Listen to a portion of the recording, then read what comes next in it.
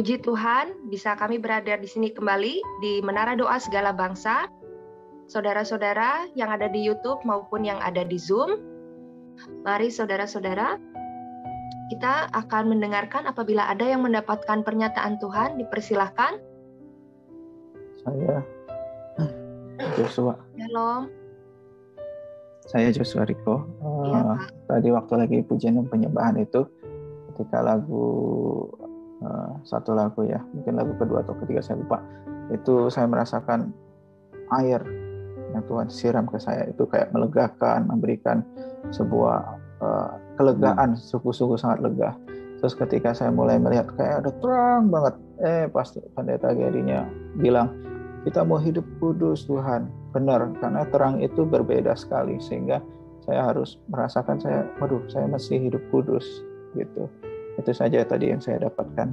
Terima kasih. Seperti tadi Pak Riko ya, itu ada hubungannya dengan kekudusan. Jadi setiap kita para hamba Tuhan, jemaat Tuhan dipersiapkan untuk menjadi hamba Tuhan yang kudus dan berkenan. Makanya tadi saya merasakan hadirat Tuhan. Walaupun kita jauh berbeda di tempat yang berbeda-beda, saya nangis, saya mewek. Saya ingat jiwa-jiwa. Saya benahi diri saya dulu. Tuhan, saya belum kudus sempurna 100%. Tetapi saya mau belajar mengejar kekudusan itu yang Tuhan berikan kepada saya, yang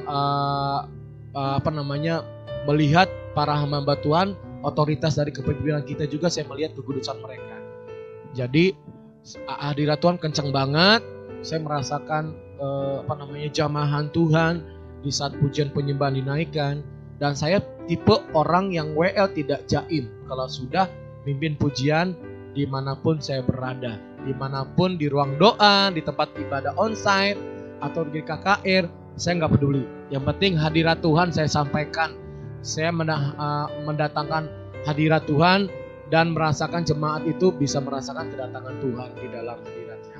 Itu saja pesan saya, maksudnya kejarlah kekudusan. Jangan pernah main-main dengan kekudusan dan dosa. Terima kasih. Shalom, puji Tuhan. Ya, saya mau menyaksikan di mana tadi waktu puji-pujian saya melihat, ya, merasakan kehadirat Tuhan. Ya, saya melihat Tuhan Yesus hadir di tengah-tengah pujian kita. Ya, waktu saya melihat Tuhan Yesus pakai baju putih semua ya.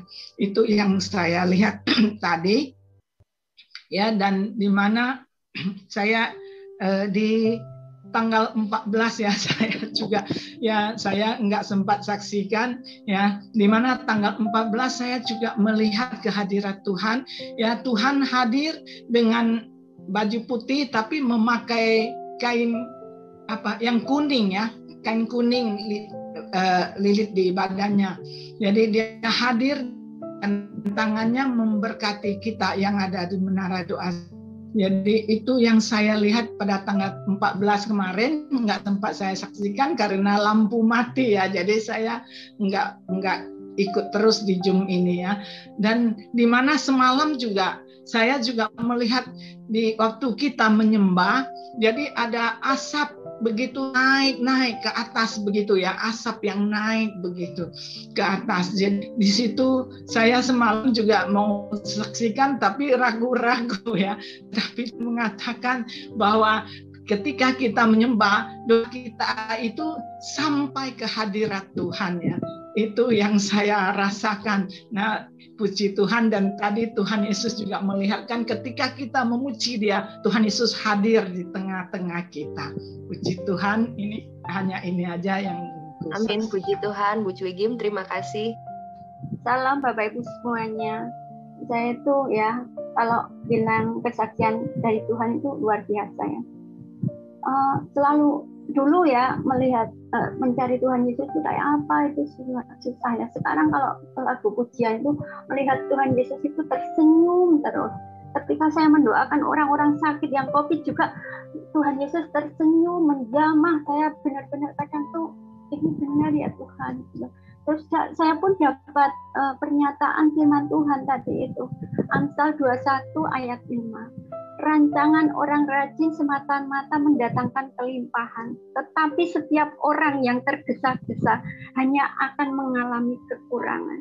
Jadi Bapak Ibu semuanya, saya tadi malam ya habis pelepasan di MDSB itu kan mendoakan orang sakit juga ya. Saya itu udah mau tidur, ngantuk banget. Saya bilang sama Bu Maria, ayo yuk tidur, kita udah doa pribadi, udah mendoakan orang-orang sakit, terus sudah itu saya nggak bisa tidur. Saya sampai jam 2 lebih saya pujian. Saya sampai lompat-lompat sendiri. Sekalipun saya pujian pelan-pelan karena saya takut kena komplain lagi ya.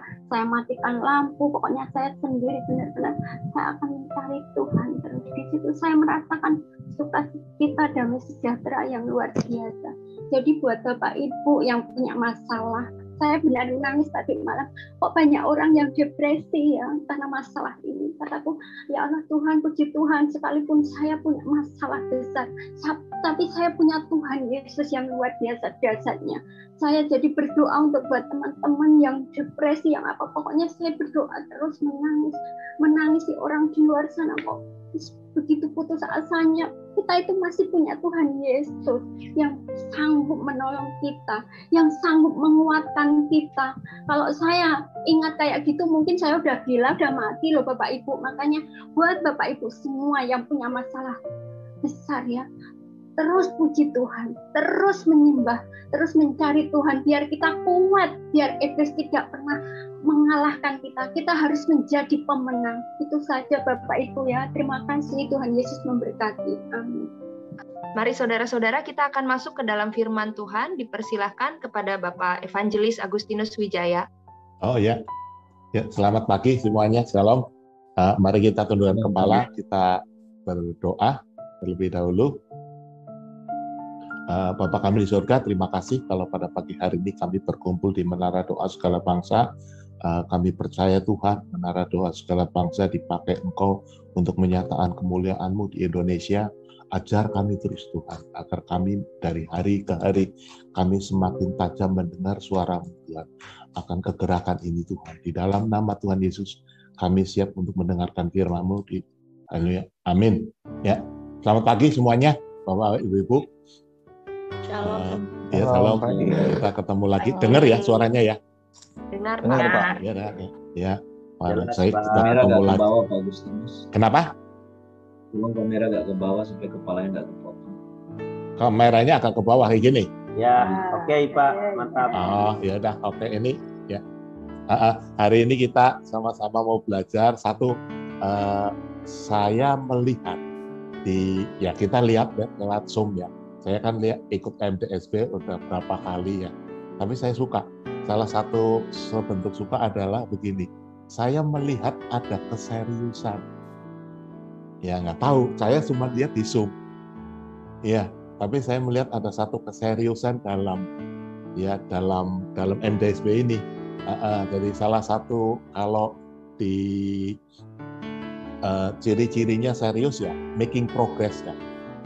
Kalau di dalam katakanlah kayak manajemen dulu waktu saya kerja itu ya, kalau kamu serius, buatlah suatu progres, buatlah sesuatu yang maju, langkah maju. Nah, saya melihat ya ini langkah maju loh. Iya, ini aja. Nah, hari ini kita mau belajar sama-sama, jadi temanya ini temanya tajam.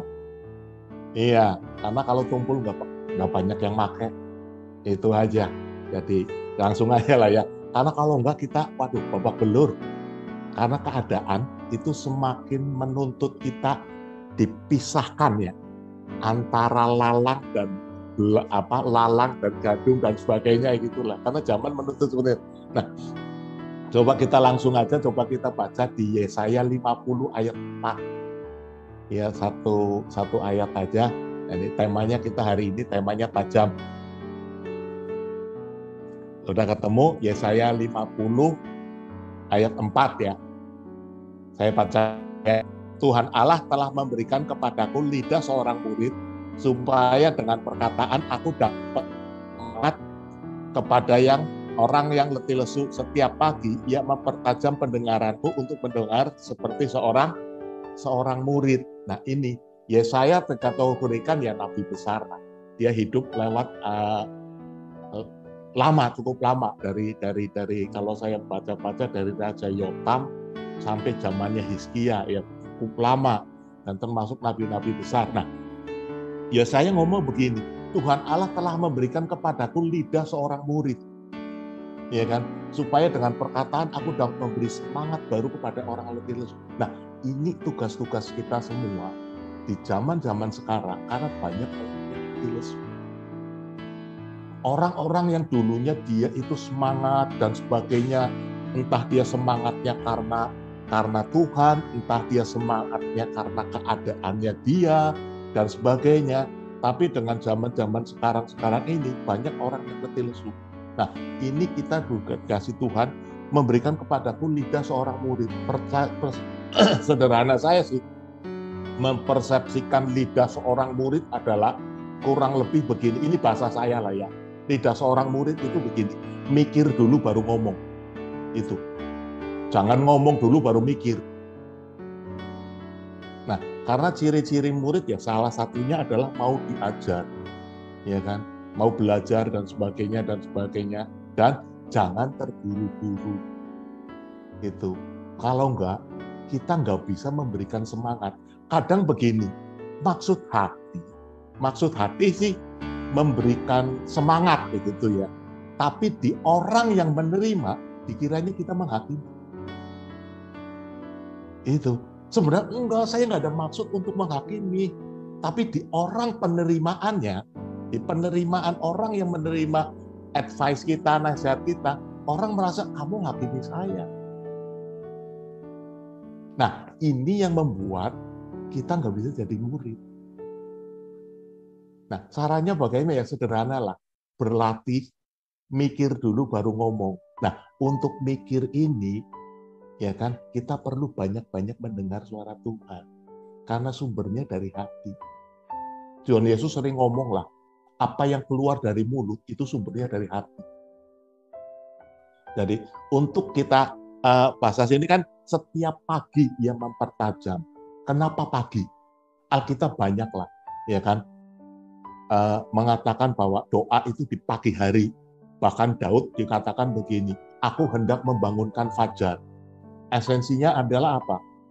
Sebelum matahari terbit, kita udah cari Tuhan. Ya kan? Yesus ke Getsemani pagi-pagi buta. Pengertian saya sih menerjemahkan pagi-pagi buta, aku hendak membangunkan fajar dan sebagainya ya, sebelum matahari terbit. Ini terjemahan secara langsung ya. Tapi kenapa pagi itu penting? Karena begini, pagi hari itu yang menentukan kita dalam waktu sehari berikutnya. Sederhana aja, pada pagi hari, pada saat kita bangun tidur, ya kan, apa yang terlintas di dalam pikiran. Nah, itu yang menentukan. Nah, itu perlu dilatih. Kalau pagi hari, di pagi hari, kita masih memikirkan perkara-perkara hari kemarin, aduh kemarin kenapa gue ngalamin begini, nah itu enggak, udah. Pengertiannya apa? Kita sudah dibawa masuk, ya kan, udah mulai digiring kepada si jahat agar kita terlena, udah itu aja. Sama, kita semua, saya juga belajar bagaimana di pagi hari, yang pertama kali keluar dari mulut kita pada saat kita buka mata bangun di pagi hari, saya thank you Lord. Ya kan?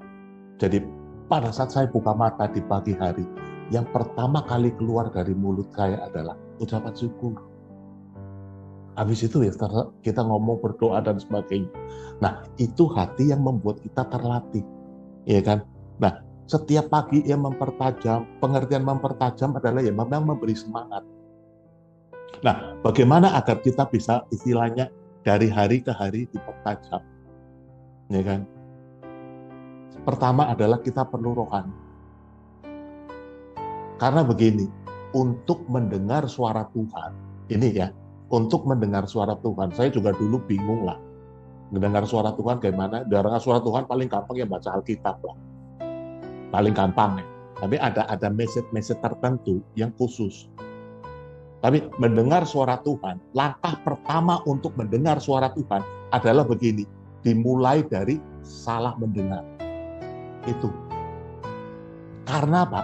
Di dalam diri kita itu nanti akan banyak muncul suara-suara. Ada suara hati, ada suara perasaan, ada suara keinginan kita sendiri, ada suara setan, ada suara Tuhan. Nah, kalau kita belum terlatih, kita akan bingung.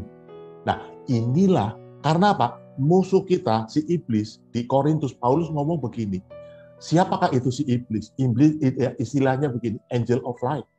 Iblis itu malaikat terang. Iblis itu bisa menyerupai malaikat terang. Jadi kalau ngomong begini, enggak, suara Tuhan pasti lembut. Kalau iblis bisa menyerupai malaikat terang, dia juga bisa lembut. Kalau ciri-cirinya lembut ya.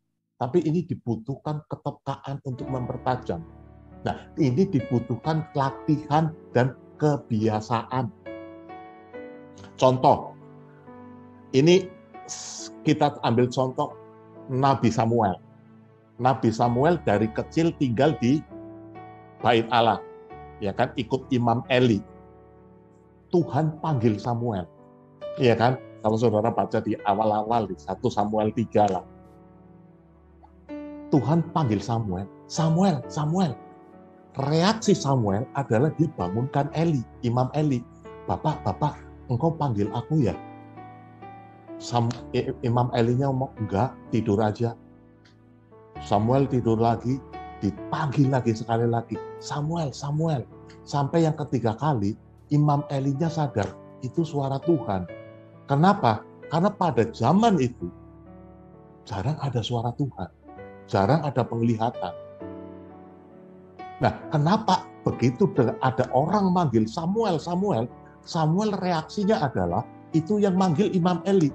Jawabannya sederhana, karena terbiasa mendengar suara Imam Eli. Samuel di masa muda belum terbiasa mendengar suara Tuhan. Makanya dia salah mendengar. Tapi coba kita lihat di masa-masa Samuel sudah jadi nabi lah ya, sudah di masa tuanya. Pada saat dia mau mengurapi Daud, pendengarannya dia itu tajam sekali. Dia tidak terpengaruh oleh perasaan, tidak terpengaruh oleh keinginannya dia, apa yang dilihat mata. Waktu dia lihat Arya, pendapat pribadinya Samuel ngomong, ini orang yang diurapi Tuhan. Karena mungkin perawakannya bagus dan sebagainya. Tapi Tuhan langsung ngomong, bukan yang dilihat mata. Ya kan? Tuhan melihatnya hati. Samuel bisa tajam. Begitu Daud datang, Tuhan langsung ngomong, urapi dia, dan Samuelnya langsung lakukan. Padahal apa? Persepsi dia, istilahnya yang dilihat matanya dia, yang cocok itu si Eliab. Nah, ini yang dimaksud dengan tajam. Tidak tergantung, saya sebenarnya maunya ini sih. Tapi kok Tuhan ngomongnya lain ya? Ini mana yang benar sih? Nah, bukan seperti itu. Karena saat itu Samuel langsung, begitu mengurapi dia, Samuel langsung melakukan. Nah, saya belajar juga bahwa untuk kita bisa tajam dalam hal mendengar suara Tuhan, yang pertama syaratnya satu, perlu rohani. Itu aja. Perlu rohani adalah kita punya suatu keyakinan bahwa Tuhan sudah membenarkan saya. Saya dibenarkan oleh kuasa darah Yesus. Itu aja dulu. Hal-hal rohani. Mulai punya kesukaan untuk membaca Alkitab dan merenungkan Alkitab. Karena ini penting sekali. Musuh dari rohani adalah duniawi. Sederhana aja itu. Waktu tetap sama 24 jam. Baik saudaramu orang duniawi, baik saudara orang rohani, waktu yang diberikan tetap sama 24 jam. Nah, untuk memanfaatkan waktu yang 24 jam ini adalah pilihan. Kita perlu rohani, kita perlu suatu kesukaan untuk membaca Alkitab dan merenungkan Alkitab tiap hari. Karena di situ Tuhan akan berikan hikmat. Dikirakan suatu pengertian-pengertian yang baru terus-menerus. Satu contoh lah, saya juga baru-baru inilah dari baca Alkitab ya sering-sering, tapi dapat pengertian baru. Contoh, saya selama ini berpersepsi bahwa kalau Tuhan memberikan hikmat, ya, kalau Tuhan hikmat itu di pikiran, ya kan, out the box lah. Tuhan membuka sesuatu, tapi ternyata di Alkitab mengatakan bahwa begini. Hikmat di Amsal 2 ayat 10 dikatakan begini, karena hikmat akan masuk ke dalam hati, bukan ke dalam pikiran. Karena penting sekali untuk kita tajam, perhatikan hati. Nah, untuk langkah pertama ya harus rohani dulu. Punya kesukaan. Ini kan masalah kesukaan itu masalah keputusan. Karena ini kita akan dilatih tiap hari, dilatih dalam memanfaatkan waktu 24 jam, mana yang kita prioritaskan dan sebagainya. Itu perlu rohani. Yang kedua, hati harus terbuka. Kalau kita hati tidak terbuka, kita akan memilah-milah firman Tuhan. Kita akan memilah-milah firman Tuhan. Ini satu contoh aja lah ya, contoh. Nih. Di Yeremia 17 di ayat 10 dikatakan begini. Aku Tuhan menyelidiki hati, yang menguji segala batin untuk memberi balasan setiap orang setimpal dengan tingkah langkahnya, setimpal dengan hasil perbuatannya. Nah, kalau hati kita nggak terbuka, kita merasa hatinya kotor dan sebagainya, untuk ayat ini kurang suka. Karena apa? Karena hati saya masih kotor, berarti saya nggak dapat. Karena memberi balasan kepada orang setimpal. Sementara persepsi orang kalau hatinya kotor atau kecondongannya ke duniawi, kepenginnya diberkati. Itu aja. Karena kecondongannya ke duniawi, ya kan? Kemudian baca firman seperti ini, waduh, saya diberkatnya sedikit, orang hati saya masih kotor. Nah, itu akan dipilah-pilah. Dia akan cari ayat-ayat lain yang untuk membenarkan apa yang telah dia lakukan. Nah, ini perlu keterbukaan hati. Jadi, istilahnya pada saat kita mulai mau dengar-dengaran, istilahnya untuk mempertajam pendengaran adalah open mind, open heart, open mind lah. Ya kan? Buka hati, selidiki, minta Tuhan untuk mengungkapkan hal-hal yang tersembunyi. Kadang pada saat progres rohani kita naik, ya, pada saat progres rohani kita naik, kita merasa paling benar. Aduh, gua sih di atas segini, kamu di bawahnya saya lah. Karena apa? Progres rohaninya lagi naik.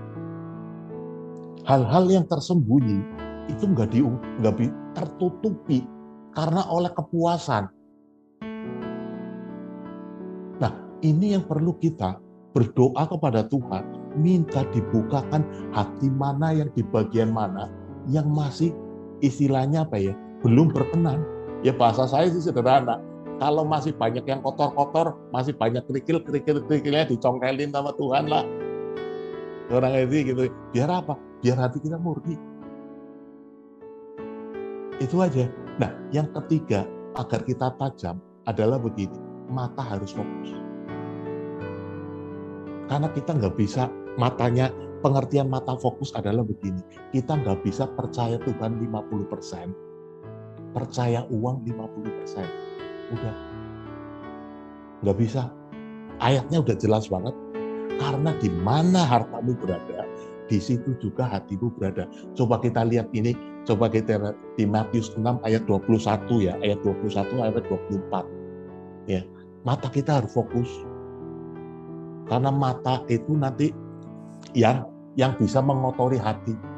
Hatinya udah bersih tapi dikotorin terus. Oleh apa? Oleh mata. Saya bacakan ya. Karena ayat ini kan khotbah Yesus di atas bukit ya. Karena di mana hartamu berada, di situ juga hatimu berada. Mata adalah pelita tubuh. Jika matamu baik, teranglah seluruh tubuhmu. Jadi mata itu berdasarkan apa yang dilihat, mata jasmani, ya kan? Nah, apa yang kita lihat itu mempengaruhi hati. Itu yang mempengaruhi kecondongan. Sederhana aja lah. Sederhana aja. Kalau saudara sukanya, misalnya katakanlah saya kayak laki-laki gitu ya, bapak-bapak suka sepak bola, ya kan? Matanya akan lihat TV yang ada main bola. Sederhana aja. Karena dia suka bola. Matanya akan digunakan untuk nonton channel-channel sepak bola. Iya kan? Nah, kalau matanya suka duit, ya hatinya suka duit. Udah sederhana. Iya kan? Nah, dikatakan begini, mata itu pelita tubuh. Esensinya adalah begini, hati ini kan yang mendominasi. Iya kan? Nah, hati ini istilahnya kalau diisi dengan mata yang baik, yang fokusnya adalah kepada Tuhan, ya hatinya terang. Hati yang terang itu akan menularkan kepada kemana? Hati yang baik, ya kan? Kan tadi ada firman Tuhan ngomong begini, di mana apa yang kau ucapkan itu sumbernya dari hati. Karena dari hati itu mengalir kemana? Ke pikiran. Hati ini yang mempengaruhi pola pikir, cara berpikir. Hati mempengaruhi pikiran. Pikiran itu yang nyuruh tubuh. Itu aja. Jadi nggak ada dosa karena nggak sadar. Semua dosa itu karena ada kesadaran kita untuk melakukan dosa.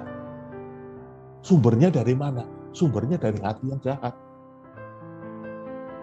Pikiran tidak bisa memilah mana yang baik dan mana yang jahat. Yohanes 6 ayat itu apa namanya? Rohlah yang memberi hidup, daging sama sekali tidak berguna. Jadi kalau enggak, kita akan digeser ke hal-hal yang berbau daging. Sehingga akhirnya apa? Mulut kita pun ikut duniawi. Nah, yang paling berbahaya adalah begini, maksud saya, kita tidak bisa jadi teladan pada saat status kita rohani yang keluar duniawi. Nah itu aja. Bahasa saya sederhana, ya kan? Statusnya rohani, bahasanya duniawi, sebenarnya karena di mana hartamu berada, di situ juga hatimu berada. Jika matamu jahat, gelaplah seluruh tubuh. Jika ada terang, padamu gelap, betul. Nih, ayat yang Matius 6 ayat 24-nya dikatakan begini, tak seorang pun dapat mengabdi kepada Tuhan. Nah, ini yang saya maksud. Saudara tidak bisa percaya 50% kepada uang, dan 50% percaya kepada firman. Aduh, tapi Pak, kan saya mau beli apa-apa pakai duit. Nah, ini kan persepsi. Ini persepsi yang dibutakan oleh ilah zaman ini. Kalau saudara baca di ayat Matius 6 ayat 25-nya, di bawahnya dikatakan begini, janganlah kamu khawatir. Itu aja. Persepsi yang dibangun oleh dunia adalah begini, everything need money. Semuanya butuh uang. Itu persepsi yang dibangun oleh dunia. Nah, kita termakan oleh katakanlah 50% aja. Kita nggak bisa fokus. Saya percaya Tuhan. Tapi kalau urusan duit, mas saya harus kerja begini-begini. Saya dalam bekerja kalau ngikutin cara-cara Tuhan mah dapatnya sedikit dan sebagainya. Nah, ini yang membuat kita nggak bisa tajam. Akhirnya apa? Kita akan memilih sedikit demi sedikit. Kita akan dicondongkan. Nah, pada saat kemudian pada saat kita memberikan perkataan, memberikan semangat yang baru kepada orang yang letih lesu, orang nggak akan dibangunkan. Karena apa? Orang nggak, istilah bahasa saya sederhana lah, apa yang diomongkan dengan apa yang dilakukan nggak sama. Itu aja. Bagaimana agar apa yang kita omongkan dengan apa yang kita lakukan sama? Pertajam pendengaran. Tuhan yang akan mengubah hati kita terus-menerus. Bagian saudara dan saya, bicaranya apa? Yang terakhir lah. Jadi untuk tajam, pertama ya kita perlu rohani. Perlu ada kesukaan untuk hal-hal rohani. hatinya harus terbuka. Biar Tuhan istilahnya bongkar lah, ya kan. Yang ketiga, mata kita harus fokus. Fokus saja kepada Tuhan aja. Karena kita tidak bisa mengabdi kepada dua Tuhan. Nggak bisa 50% percaya Tuhan, 50% percaya kepada fakta pun jangan. Karena fakta juga bisa menipu. Fakta kan berubah-berubah. Firman Tuhan nggak pernah berubah. Apa yang saudara yakini itu yang mengubah keadaan. Saudara yakin apa dalam hidup ini? Itu yang terjadi. Yang keempat, yang terakhir, ya, ada mengenai namanya ketaatan. Nah, ini saya mau cerita. Ketaatan yang gimana sih? Ketaatan yang kontinu. Bukan ketaatan 1 minggu, terus kemudian ketaat, terus besoknya taat lagi. Enggak jadi. Enggak jadi. Ketaatan yang kontinu. Bagaimana sih? Contoh kayak tadi misalnya kekudusan, hal kudus. Kita diberikan kekudusan adalah begini. Karena saya menyembah Tuhan, ada impartasi kekudusan yang Tuhan punya. Ya kan? Karena Allah itu kudus. Nah, kekudusan yang diberikan oleh Tuhan, status kita itu kudus. Status. Di mata Tuhan kita itu kudus karena sudah dikuduskan oleh kuasa darah Yesus. Tapi ada satu lagi yang namanya kekudusan yang terjaga. Nah ini kekudusan yang terjaga itu pilihan. Ini saya ambil sampel, contoh aja lah contoh. Ayo boleh dijawab, boleh enggak lah. Ada pertanyaan seperti ini, contoh kekudusan yang terjaga atau ketaatan lainnya.